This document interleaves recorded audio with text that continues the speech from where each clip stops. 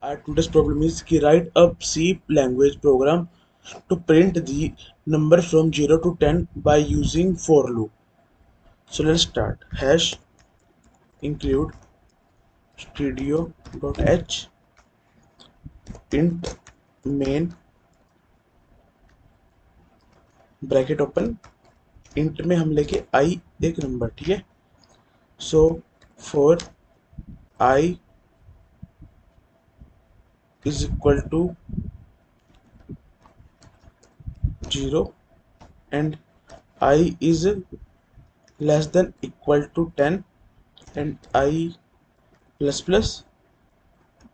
Now printf percentage d slash n comma I.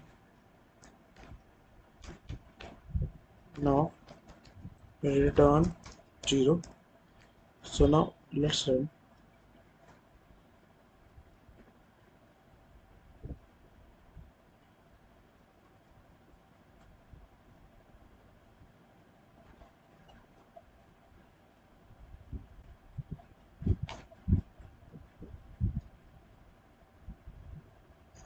So this is our output. So guys, thank you for watching the video.